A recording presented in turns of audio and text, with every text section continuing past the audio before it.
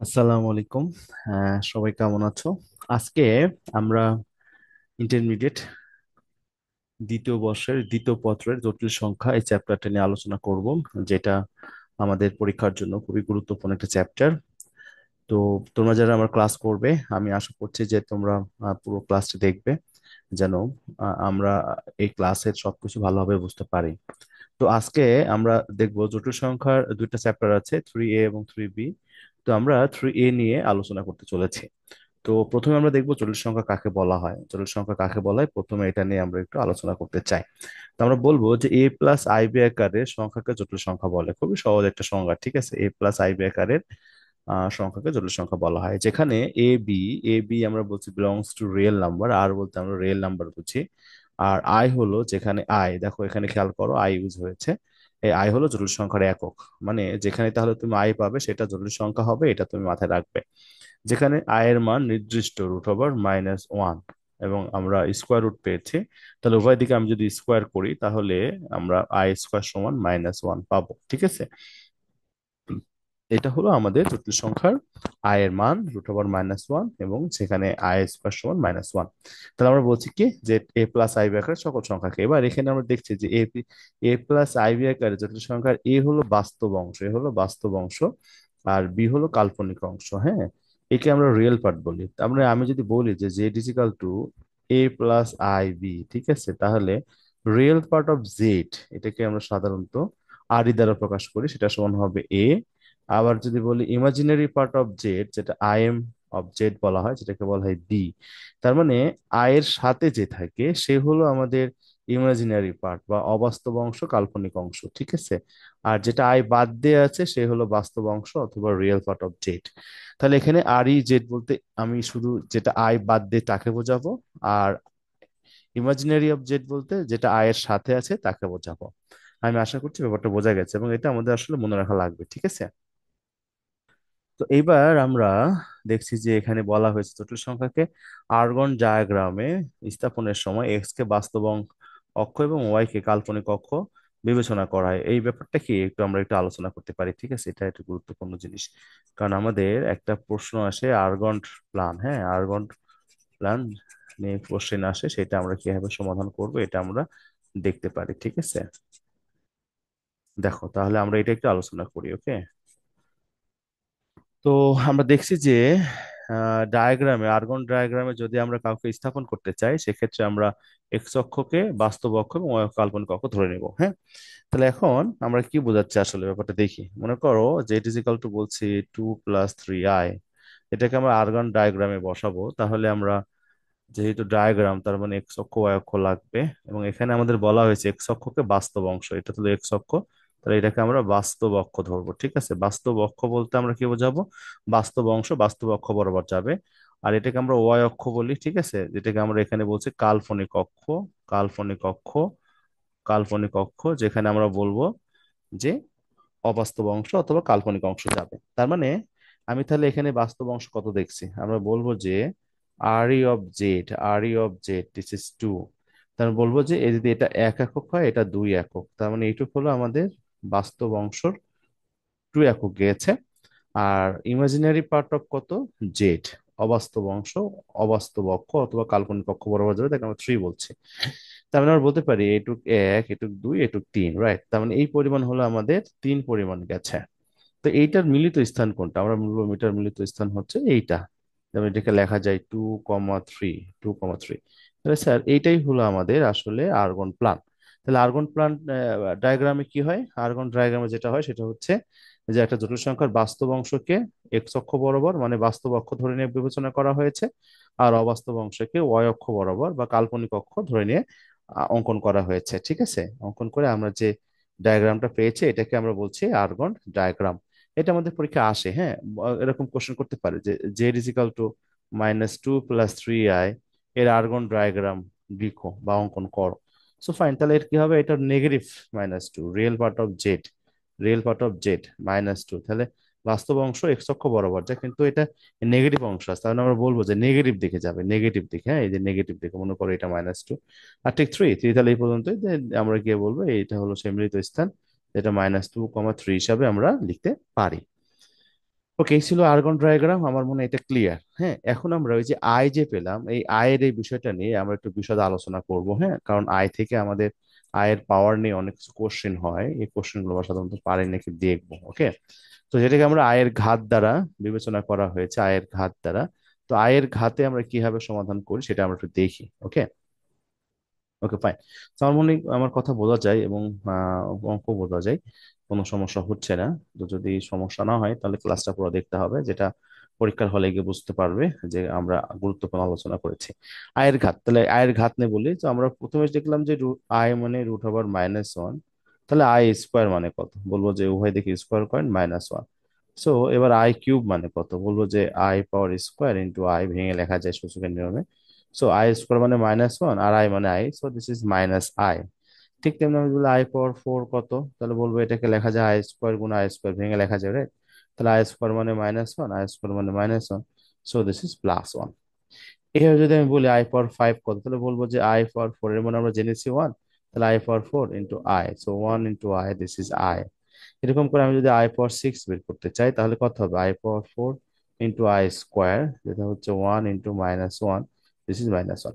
একটা জিনিস খেয়াল করো সবাই, আমরা আই, দেখো এখানে আয়ের ঘাত 1। একটা মজার জিনিস হলো, যখন শুধু আই থাকবে, আই যখন কোনো প্রশ্নে থাকবে, আয়ের মান সাধারণত প্রশ্নে √/-1 দ্বারা রিপ্লেস করতে হয় না। কিন্তু আয়ের পাওয়ার যখন 2 থেকে বড় হয়, 2 অথবা 2 থেকে বড় হয়, যেমন তোমরা দেখছো, তাহলে অবশ্যই তার মানে রূপান্তর করতে হয়। যেমন আমরা দেখছি এটা -1 হচ্ছে, এটা -i হচ্ছে, এটা +1 হচ্ছে, +i হচ্ছে, -1 হচ্ছে। মজার বিষয় হচ্ছে, খেয়াল করো তোমরা এখানে যে আমাদের 5টা বা 6টা মান পেয়েছি, খেয়াল করো এই মানগুলো পেয়েছি +-1 আর +-i, খেয়াল করো। হুম। তো আয়ের যতই পাওয়ার থাক না কেন, আই এর 4টা মানের মধ্যে মান দিবে। এটাকে আমরা আয়ের আসলে সীমানা বলি বা সীমা বলি। হ্যাঁ, আয়ের সীমা বলি, এটা মনে রাখতে পারো তোমরা। আয়ের সীমা কোনটি অথবা আয়ের রেঞ্জ কোনটি, হ্যাঁ, আমরা যে কোনো একটা শব্দ ইউজ করতে পারি, এখানে কোনো সমস্যা নাই। তাহলে আয়ের মান দেখো এই 4টার মধ্যে +1 নাহলে -1, +i মানে -i, যেটা আমরা দেখতে পাচ্ছি। যেমন এখানে দেখো -1 আছে, এখানে দেখো +1 আছে, খেয়াল করছো? এবং দেখো এখানে -i আছে, দেখো এখানে +i আছে। আবার অন্য মানগুলো দেখো, যেমন -1 যেটা দেখো ব্যাক করেছে। মনে করো আমি I⁴ বের করবো, খেয়াল করো সবাই। তাহলে I⁴ লেখা যায় ইন্টু I⁴ লেখা যায়। তো I⁴ মানে কত, 1, আর I⁴ মানে কত, -i। সো দেখো -i ব্যাক করছে, এবং যেটা আমাদের অলরেডি এর ভিতরে আছে। সো আমার মনে হয় এই ব্যাপারটা বোঝা গেছে। এখানে এখানে কোনো ঝামেলা হয়নি, পাওয়ারটা নিয়ে এই ব্যাপারটা যে আমরা বললাম, বোঝার চেষ্টা করেছি। কিন্তু এখন যদি এইরকম কোনো কোশ্চেন থাকতো তাহলে আমরা আসলে বুঝতে পারতাম কিনা, একটু আমরা দেখি। হ্যাঁ, দেখো সবাই, কোশ্চেনগুলো আসলে মজার। জটিল সংখ্যা সেকেন্ড পার্টের অধ্যায় থেকে অনেক কোশ্চেন, মানে এই কোশ্চেন সমাধান করে আসলে বেশি নাম্বার তোলা যায়। তোমরা এটা প্রিপারেশন নিতে পারো। এখন মনে করো তোমাকে বলা হচ্ছে যে I⁴n সমান হোয়াট। তোমার বলবো যে I⁴n কে লেখা যায় I⁴ রাইট? দেখো সূচকের নিয়মে লেখা যায়, সূচকের সূত্রগুলো পড়েছো তোমরা, যে কিভাবে দেখো। এই দেখো যে A⁴m দেন পাওয়ার n, তাহলে এটাকে লেখা যায় A⁴mn, রাইট? সো এখানে দেখা যায় I⁴ মানে কত, 1 দিস ইজ ইকুয়াল 1। ওকে, তাহলে I⁴ মানে কত হচ্ছে, 1 হচ্ছে। ওকে, তাহলে আমরা বলবো যে এর উপরে যদি 4 পাওয়ার থাকে, সে বেটা 1-এ রূপান্তর হয়, তাই না? ওকে, যাও, ওটা আমাদের মনে রাখার বিষয়, মনে রাখতে পারলে ভালো, না মনে রাখতে হবে ক্যালকুলেট করবো আমরা, টেনশন নাই। এবার মনে করো I⁴n+1 তোমাকে বের করো, তাহলে কি হইতো? তাহলে বলবো যে ওকে, ব্যাপার না, তাহলে এটা সূচক নিয়ে ভাঙেন। I⁴n into I⁴1। আর দেখো I⁴n সমান আমি কি শিখলাম, 1 শিখলাম। তো 1 ইন্টু I⁴1 আই। কিছুক্ষণ আগে বললাম যে শুধু আয়ের পর যদি 1 থাকে, তাহলে আয়ের পর আয়ের মান থেকে আয়ের মাধ্যমে লিখতে হবে, √-1 লেখা যাবে না। So this is the answer, clear? এরকম করে আমি যদি মনে করো বলি যে তাহলে এটা কত হইতো, আমাকে একটু বলো তো। আই পাওয়ার, খেয়াল করছো তোমরা সবাই? দেখো, তোমরা নিজেরা নিজেরাই সব পারো অবশ্য, জাস্ট আমি একটু তোমাদের সাহায্য করছি। মনে করো I⁴n+2 যদি বলা হয় তাহলে কত হইতো, বলবো যে okay fine, I⁴ into I², so this equal 1, right? It's equal 1, আর I² মানে -1, সো দেখো -1। ঠিক এমনি আমি যদি 4n+3 বলতাম, তাহলে মানটা কি হতো তোমরা বের করো। হ্যাঁ, বের করো। আর আমি যদি বলতাম যে I⁴n+4, তাহলে তাহলে কত হইতো, এটাও বের করো। বের করে দেখো, বইয়ের কোশ্চেন গুলো দেওয়া আছে, এর উত্তরটা তুমি মিলাতে পারো কিনা, ঠিক আছে? তাহলে আয়ের পাওয়ার নিয়ে এগুলোই হয়। এখন মজার বিষয় হচ্ছে, আর একটা আমরা দেখতে পারি, আয়ের পাওয়ার নিয়ে এমসিকিউ কোশ্চেন হয়, খুবই গুরুত্বপূর্ণ কোশ্চেন। এই গুরুত্বপূর্ণ কোশ্চেন নিয়ে আমরা একটু আলোচনা করতে পারি, ঠিক আছে? কি আলোচনা করতে পারি, দেখো। দেখো বন্ধুরা, একটা জিনিস খেয়াল করলে আমরা জিনিসগুলো বুঝতে পারবো, কোনো সমস্যা নাই। হ্যাঁ, দেখো,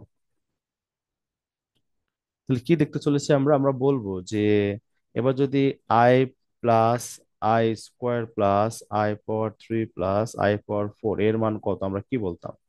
আর বলতাম ওকে ফাইন, তাহলে মানের রূপান্তর করেন, আই আই থাকবে কিন্তু আই স্কোয়ার মাইনাস ওয়ান হবে, I power three minus I হবে, আই পাওয়ার ফোর ওয়ান হবে, যে কিছুক্ষণ আগে বের করলাম মুখস্থ করে রেখেছো মনে করো। আচ্ছা, আই পাওয়ার থ্রি মানে minus I, not minus three I, এটা দেখো। দেখো তো, প্লাস আই মাইনাস আই কাটাকাটি, হ্যাঁ, মাইনাস ওয়ান প্লাস ওয়ান কাটাকাটি, সো জিরো মাইনাস জিরো অথবা প্লাস জিরো যাই বলো না কেন, সো ইজিকাল টু কত? জিরো। তাহলে আমরা দেখছি এর ফলাফল জিরো হচ্ছে। হুম।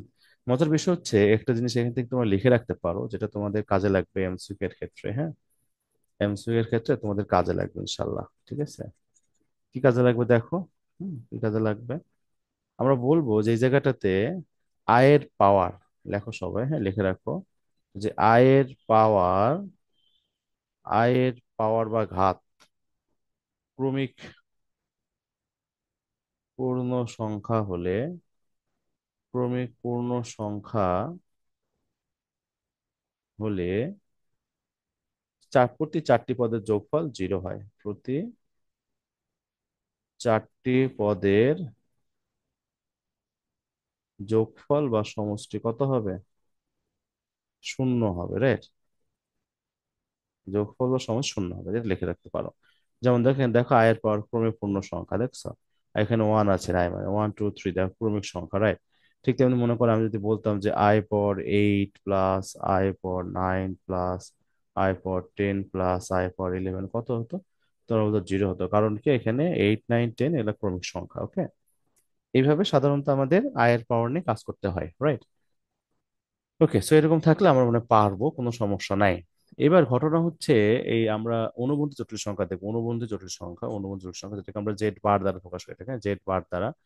অনুবন্ধী জটিল সংখ্যা হলো যে মূল জটিল সংখ্যার অবাস্তব অংশের সামনের চিহ্ন পরিবর্তন করে, অবাস্তব অংশের সামনের চিহ্ন পরিবর্তন করে তোমরা লিখে রাখতে পারো যে জটিল সংখ্যার অবাস্তব অংশের বা কাল্পনিক অংশের, হ্যাঁ, সামনের অংশের সামনের চিহ্ন পরিবর্তন করে, রাইট, পরিবর্তন করে অনুবন্ধী জটিল সংখ্যা পাওয়া যায়।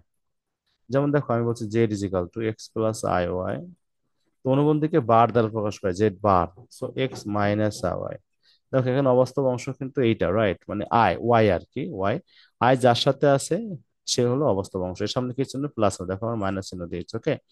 ঠিক তেমনি আমি যদি একটা উদাহরণ দিই যে এটা কত হবে একটু বলো তো সবাই, জেড ইজিক্যাল টু মনে করো থ্রি প্লাস টু আই, তাহলে জেড বার কত হবে? আমরা বলবো থ্রি মাইনাস টু আই, কারণ এখানে অবাস্তব অংশ হলো টু, যার সামনে শূন্য ছিল প্লাস, এখানে দেখো জাস্ট মাইনাস করে দিচ্ছে। অবাস্তব অংশের সামনে ছিল পরিবর্তন, পরিবর্তন বলতে প্লাস থেকে মাইনাস, মাইনাস থেকে প্লাস, ওকে? এটা মনে রাখবে তোমরা, তাহলে তাহলে হবে। আচ্ছা এবার দেখো, বলছে যে জেড সমান এক্স প্লাস আই জটিল সংখ্যা হলে এর মডুলাস, স্যার এটা একটু মুখস্থ রাখবা যে মডুলাসকে সাধারণত আর দ্বারা প্রকাশ করা হয়, হ্যাঁ। মনে করো Z is equal to X plus I Y আছে, তো মডুলাস বলতে সাধারণত মোড অফ জেডও বোঝানো হয়, মোড অফ জেড, হ্যাঁ। এটাকে লেখা হয় root over x square plus Y square, okay, x square plus Y square. এই মডুলাস অফ জেড কে আমরা সাধারণত এইভাবে লিখতে পারি, মূল পরম মান অথবা মডুলাস অফ জেড এটুকু সমান আমাদের রুট ওভার কত, X square plus Y square. আবার এই মডুলাসকে আমরা আর দ্বারাও লিখতে পারি, R is equal to root over কত, X square plus Y square. মজার বিষয় হচ্ছে, দেখো জটিল সংখ্যার এই X square plus Y square মানে কি দেখো, মডুলাস বের করতে গেলে আমরা বলবো জটিল সংখ্যার বাস্তব অংশ স্কোয়ার, বাস্তব অংশ স্কোয়ার, আর ওয়াইটা কি ছিল? অবাস্তব অংশ, রাইট? তাহলে আমরা এখানে বলতে পারি মডুলাস মান হলো একটা জটিল সংখ্যা তোমরা লিখে রাখতে পারো, হ্যাঁ, এটা লিখে রাখতে পারো যে modulus of Z is equal to, দেখো রুট ওভার দিয়ে কি লিখবা? বাস্তব অংশ হোল স্কোয়ার প্লাস, হ্যাঁ, প্লাস অবাস্তব অংশ অথবা কি কাল্পনিক অংশ হোল স্কোয়ার। এভাবে করলে আমাদের মডুলাস অফ জেড চলে আসবে, ওকে? দেখো, একটা একটা জটিল সংখ্যাকে আমরা সাধারণত ক্রমজোড় আকারে লিখতে পারি, ক্রমজোড় আকারে প্রকাশ করতে পারি। একটা জটিল সংখ্যাকে আমরা ক্রমজোড় আকারে প্রকাশ করতে পারি, এটা নিয়ে আমরা একটু কথাবার্তা বলি, ঠিক আছে? আমরা কিন্তু আগে বলেছি বাস্তব অংশকে এক্স অক্ষ বরাবর আর অবাস্তব অংশকে ওয়াই অক্ষ বরাবর বিবেচনা করে আর্গন ডায়াগ্রাম লেখা যায়। তার মানে আমরা বলতেই পারি যে যেহেতু বাস্তব অক্ষ হলো এক্স অক্ষ বরাবর, বাস্তব অক্ষ হলো এক্স অক্ষ বরাবর, তার মানে আমরা বলবো যে একটু মনে রাখার জন্য এটা ভুজের মান, রাইট? এক্স অক্ষ বরাবর কি মান থাকে? ভুজের মান। আর ওয়াই অক্ষ বরাবর কি থাকে? কোটির মান, রাইট? তো দেখো তো সবাই, আমরা দেখো, এই দেখো ক্রমজোর বলতে সাধারণত আমরা কি বুঝি? সাধারণত আমরা সবাই বুঝি this is X comma Y, X comma Y. এই এক্স কে বলা হয় ভুজ, হ্যাঁ, এই ওয়াই কে বলা হয় কি? কোটি, রাইট? এই দেখো সবাই খেয়াল করো। তো যদি এটা জটিল সংখ্যা হয় তাহলে বাস্তব অংশ এক্স দেখো আমার ভুজের জায়গায় আছে, অবাস্তব অংশ ওয়াই দেখো কোটির জায়গায় আছে। এবার দেখো বাস্তব অংশ কত? মাইনাস এক্স, দেখো মাইনাস এক্স আছে, প্লাস ওয়াই দেখো প্লাস ওয়াই আছে।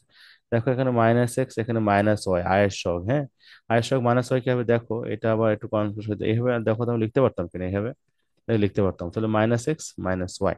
ঠিক তেমনি স্যার চতুর্থ, এটাকে আমরা বলছি এক্স মাইনাস আই ওয়াই, যার ক্রমজোর কত? X minus y. Okay, root হচ্ছে আমাদের এরকম চারটা ক্রমজোর আছে, এটা মুখস্থ রাখতে হবে। এই ক্রমজোরটার অবস্থান হলো আমরা বলবো প্রথম চতুর্ভাগে আছে, হ্যাঁ। এটার অবস্থান কত স্যার? দ্বিতীয় চতুর্ভাগে আছে। এটা কত? তৃতীয় চতুর্ভাগে আছে। এটা কত? চতুর্থ চতুর্ভাগে আছে। যেটা আমরা দেখতে পাচ্ছি, এক্স কমা ওয়াই প্রথম চতুর্ভাগ থাকে, এটা দ্বিতীয় চতুর্ভাগ থাকে, এটা তৃতীয় চতুর্ভাগ থাকে, এটা চতুর্থ চতুর্ভাগে থাকে, ঠিক আছে? তাহলে এইগুলো চতুর্ভাগ তোমাকে মনে রাখতে হবে। মনে রাখলে এর আর্গুমেন্ট এবং মডুলাস খুব সহজে বের করা যাবে। ওকে, ওকে, মনে করলাম যে তোমাদের মনে আছে। এইবার দেখো আর্গুমেন্ট সাধারণত দুই ধরনের, হ্যাঁ, আমরা তো মডুলাস নিয়ে আলোচনা করলাম। এবার আর্গুমেন্ট যদি আমরা বলি যে what is the argument of Z, মনে করো জেড ইকুয়াল টু আছে কত? এক্স প্লাস আই ওয়াই, হ্যাঁ। তাহলে এটাকে সাধারণত লেখা যায় এ আর জি অফ জেড, হ্যাঁ। এটাকে প্রকাশ করে থিটা দ্বারা, ঠিক আছে? এ আর জি জেড বলতে ভালো, আর্গুমেন্ট অফ জেড, তাই থিটা থাকবে, হ্যাঁ। সূত্র কত? ট্যান ইনভার্স, এই দেখো, মডুলাস অফ ওয়াই ভাগ এক্স, মডুলাস অফ ওয়াই ভাগ এক্স। ক্লিয়ার? তাহলে এইভাবে সাধারণত আমাদের সূত্রগুলো মুখস্থ রাখতে হবে। তো আমরা দেখি কোন কোন চতুর্ভাগে কি আছে, হ্যাঁ। আমরা দেখছি যখন প্রথম চতুর্ভাগ অথবা এক্স প্লাস আই ওয়াই, যখন তখন থিটা সরাসরি ট্যান ইনভার্স, এই দেখো এইটা, হ্যাঁ, এইটা। ওকে, যখন দ্বিতীয় চতুর্ভাগ মানে মাইনাস এক্স প্লাস ওয়াই, দেখো এর মান হলো পাই মাইনাস ট্যান ইনভার্স ওয়াই ভাগ এক্স। এটা সরলরেখাতে তোমরা মুখস্থ করেছো, তাই না? কার্তেশীয় এবং পোলার স্থানাঙ্কের মধ্যে এটা দেখো তৃতীয় চতুর্ভাগে দেখো, দেখো pi minus plus tan inverse y ভাগ এক্স মুখস্থ করতে হবে বন্ধুরা।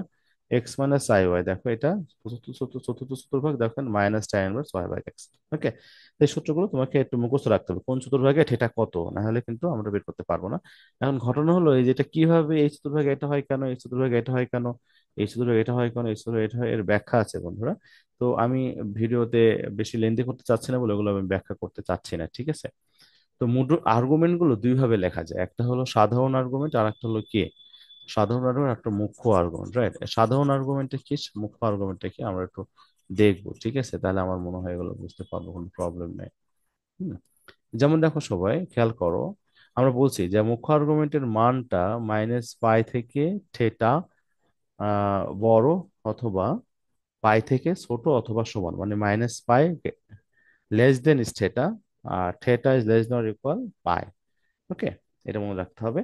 আর সাধারণ আর্গুমেন্ট হলো সাধারণ আর্গুমেন্ট, রাইট? সাধারণ আর্গুমেন্ট কত, এটা একটা কোশ্চেন হতে পারে, হ্যাঁ। সাধারণ আর্গুমেন্ট, তো সাধারণ আর্গুমেন্ট প্রকাশ করা হয় টুয়েন পাই প্লাস থেটা, হ্যাঁ, এটা মনে রাখতে হবে। টুয়েন পাই প্লাস থেটা, ওকে। টুয়েন পাই প্লাস থেটা মানে আমি যে থেটাটা বের করছিলাম, এই যে মুখ্য আর্গুমেন্ট, থেটাটা ওখানে যোগ হবে। তো এটা একটু মুখস্থ রাখবো, তাহলে আমার মনে হয় হবে, কোনো সমস্যা নেই। তো আমরা যতগুলো দেখলাম, আমার মনে হয় যে ক্লাসটা তোমরা এই সূত্রবদ্ধ ধরে বুঝতে পেরেছো। আর দু একটা অঙ্ক করে আমরা ক্লাসটা শেষ করি, ঠিক আছে? দেখি পুরোটুকু আলোচনা করতে পারলে ভালো, না করতে পারলে এখানে শেষ করব। তাহলে এবার পোলার আকার আছে, জটিল সংখ্যার পোলার আকার আছে। সাধারণত তোমরা খেয়াল করবা, আমরা দেখেছি যে একটা জটিল সংখ্যাকে আর্গন চিত্র রূপান্তর করা যায়। যেমন দেখো এটা এক্স হয়, যদি এটা ওয়াই হয়, তো দেখো এই জায়গায় এক্স কমা ওয়াই হয়, রাইট? এক্স কমা হয়। আমি যদি এটা মিলাই, খেয়াল করো সবাই, তাহলে এটা সমকোণী ত্রিভুজ, তাই না? সমকোণী ত্রিভুজ, যেটা হলো, এটা হলো অ্যাঙ্গেল, রাইট? এই দেখো এখানে এক্স ভুজের মান, ওয়াই কোটির মান, এটা কি? তাহলে আমরা বলবো আর, আর এর মান, এই আর সমান কত আমরা দেখে আসলাম আগে থেকে, আর সমান হলো root over x square plus Y square. এবং দেখো তাই, দেখো তো সমকোণী ত্রিভুজে আর হলো অতিভুজ, আর অতিভুজ সমান কত? লম্ব স্কোয়ার প্লাস ভূমি স্কোয়ার। দেখো এই যে লম্ব square Y square plus X square, যেটা আমরা সাজেটা লিখেছি। হুম। এখন এখানে আমরা যদি ত্রিকোণমিতিক ফাংশনের সূত্র ধরে মনে করি এটা থেটা, তাহলে আমরা দেখবো দিস ইজ তাহলে অতিভুজ বাই লম্ব বাই অতিভুজ, সো দিস ইজ এটা, অতএব ওয়াই সমান কত? আর সাইন থিটা, এটা আমরা সরলরেখা দেখেছি। অনুরূপভাবে কস থিটা সমান কত বলতো? এক্স বাই আর, অতএব এক্স সমান কত? আর কস থিটা, হ্যাঁ। এটা হলো সেই ধরনের পেয়েছি, দেখো বলা আছে এক্স সমান আর কস থিটা, ওয়াই সমান কত? আর সাইন থিটা। এবার তাহলে দেখো আমরা ওই যে জটিল সংখ্যা ধরছি কি অলওয়েজ এক্স সমান X plus I Y, right? X plus I Y. তাহলে এক্স এর মাধ্যমে কত পেয়েছে এটা, ওয়াই এর মাধ্যমে কত পেয়েছে এটা, দেখো এটাই সেটা কিন্তু বসাই দিয়েছে। R cos theta r i sine theta, যেখানে আর একেবারে কমন নেই তোমাকে এভাবে বসানো হয়েছে। তো এটা হলো পোলার আকার। হ্যাঁ, কোশ্চেন মূলত এটা বলতে বলে যে তুমি মুখ্য আর্গুমেন্ট বের করো, পোলার আকার বের করো। হ্যাঁ, এই কোশ্চেন থাকে। তো নিচে দেখো আমাদের মুখ্য আর্গুমেন্ট বের করতে বলেছে -2 + i। হ্যাঁ, তা আর্গুমেন্ট বের করতে গেলে মাথায় রাখতে হবে চতুর্ভাগের বিভিন্ন চতুর্ভাগে বিভিন্ন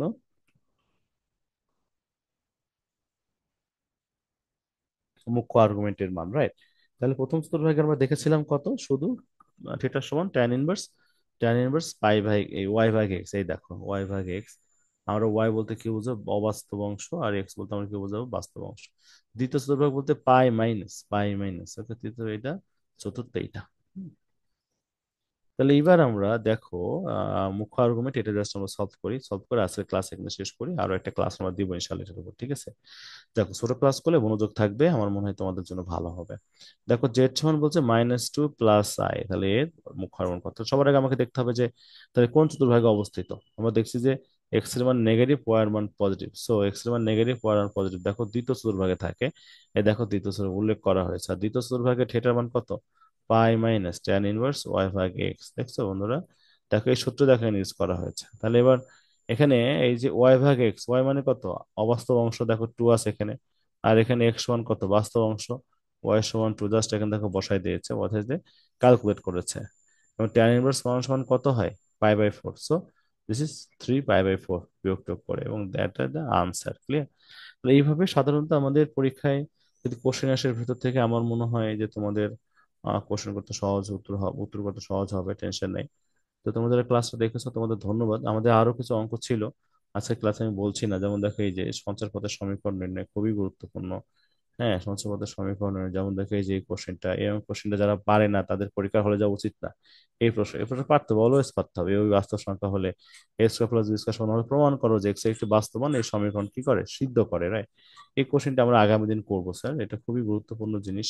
তারপর দেখো তোমরা সবাই খেয়াল করো এই কোশ্চেনটা, এটা দেখো এ সমান বি সমান দেওয়া আছে এবং এ বি সমান 0 দেওয়া আছে। সমীকরণের মূলদয় Z1 Z2 হলে প্রমাণ করো যে এইটা, রাইট? খুবই গুরুত্বপূর্ণ কোশ্চেন। তো যাই হোক, এগুলো আমরা আগামী ক্লাসে সমাধান করব। তো তোমরা এই পর্যন্ত সবাই ভালো থাকো। আমার মনে হয় তোমরা ক্লাসটি উপভোগ করেছো। তো আগামী ক্লাসের ভিডিওতে তোমাদের সাথে আমার দেখা হবে ইনশাআল্লাহ। তো সে পর্যন্ত সবাই ভালো থাকো। আসসালামু আলাইকুম আ রহমতুল্লাহ।